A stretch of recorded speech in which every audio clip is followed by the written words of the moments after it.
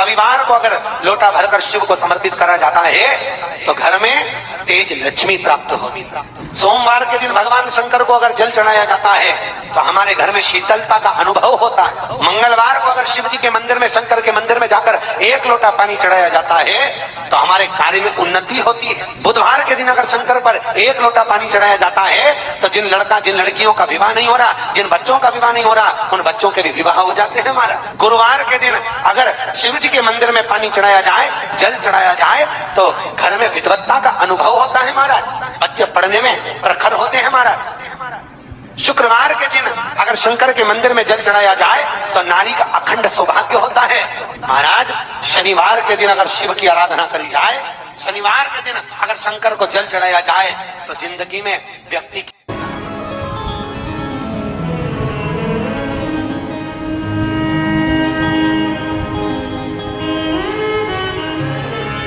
एक व्यक्ति ने पूछा कि गुरुजी ये बताओ इंसान और भगवान दोनों क्या क्या करते हैं।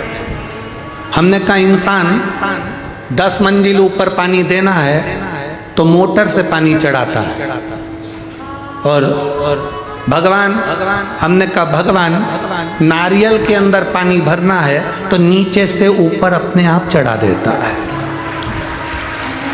तुम्हें नीचे देना है, बिना मोटर के पानी नारियल के अंदर भर देता, बिना मोटर के। और इंसान को टंकी भी भरना है तो मोटर चालू करता। एक विश्वास की दृढ़ता होना चाहिए।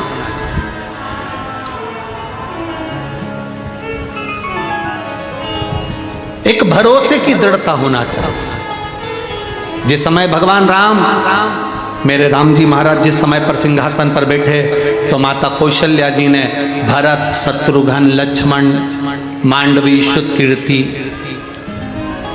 उर्मिला सबसे कहा भैया राम अवध के राजा बनकर बैठे हैं, अयोध्या के राजा तुम्हारे भैया राम बनकर बैठे हैं।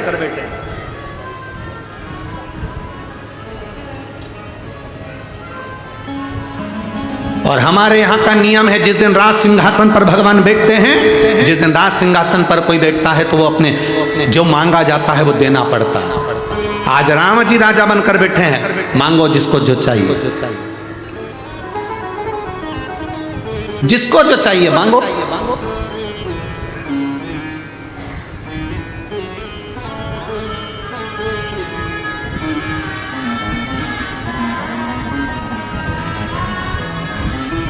महाराज उर्मिला जी आई, लक्ष्मण जी साथ। लक्ष्मण जी ने कहा भैया आपके चरणों की सेवा दे दीजिए। उर्मिला जी ने कहा बस मैं अवध में रहूं और इस रघुकुल की रीत को निभाते रहूं, ऐसी कृपा कर दीजिए।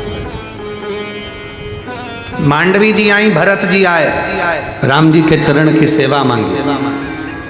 शत्रुघ्न आए, उन्होंने भरत जी के चरणों की सेवा मांगी। शुतकीर्ति आई, शत्रुघ्न जी की धर्म पत्नी आकर खड़ी हुई। सीता जी ने कहा शुतकीर्ति मांगो, तुमको क्या चाहिए, तुम्हें जो मांगना है मांग लो। शुतकीर्ति कहती हैं राम जी से जो मांगूंगी दे दोगे भैया राम। एक भी ना मांडवी ने ना उर्मिला जी ने ऐसा नहीं बोला जो शुतकीर्ति ने कहा भैया जो मांगूंगी दे दोगे। कौशल्या जी उठकर खड़ी हो गई, उन्होंने कहा शुतकीर्ति कैसे शब्दों से संबोधन कर रही है, जो मांगना है मांगो। राम जी अवध के राजा बनकर बैठे हैं, तुम्हें जो चाहिए मांग लो।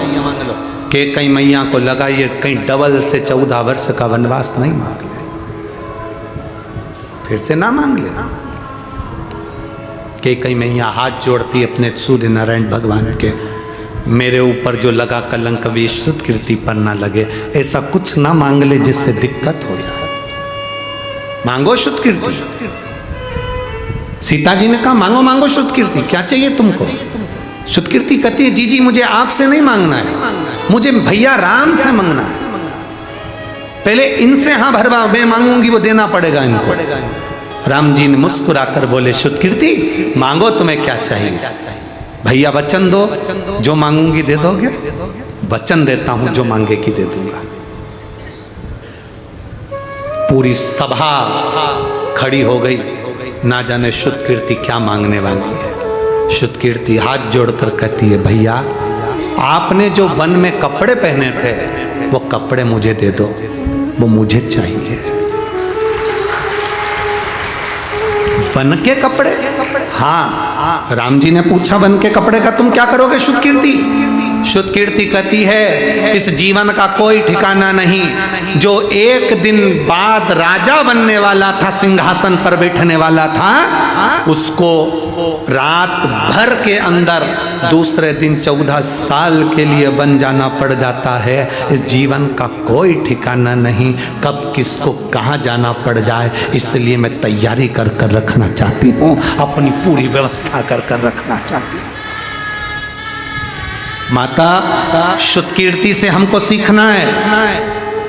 जीवन में दुख और सुख दोनों चलते हैं। जिंदगी में कब दुख आएगा कब सुख आएगा कोई मालूम नहीं पड़ता। तैयारी पूरी रखिए। पंढरपुर आ रहे थे, उसके पहले तुमने बैग तैयार करा। कहीं जाते हो टिकट बनवा कर तैयार रखते हो, कहीं जाना है तैयारी पूरी करते हो। तैयारी कर कर तुम कथा में पहुंचे हो, तैयारी कर कर तुम कहीं जाते हो। उसी तरह एक तैयारी अपनी जिंदगी में रखिए कि अगर दुख भी आया, तकलीफ भी आई, तो मैं परमात्मा को नहीं छोड़ूंगी। मेरी पूरी तैयारी है, देखा जाए। दुख की घड़ी में भी मेरी तैयारी रखी, मैं भगवान के भरोसे चलूं, ईश्वर के।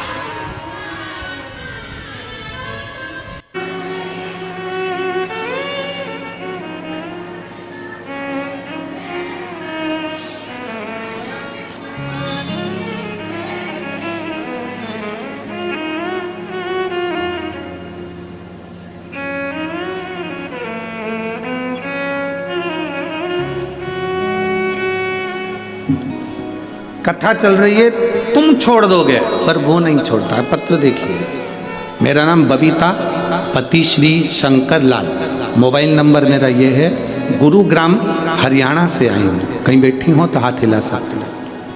अगर कहीं बैठी हो, आप ही हैं, हाथ हिला दो एक बार। श्री शिवाय नमस्तुभ्यं। मेरा नाम बबीता, पति श्री शंकर लाल, मोबाइल नंबर ये, गुरुग्राम हरियाणा से आई हूँ। मेरे बाबा ने मुझ पर बहुत कृपा करी है।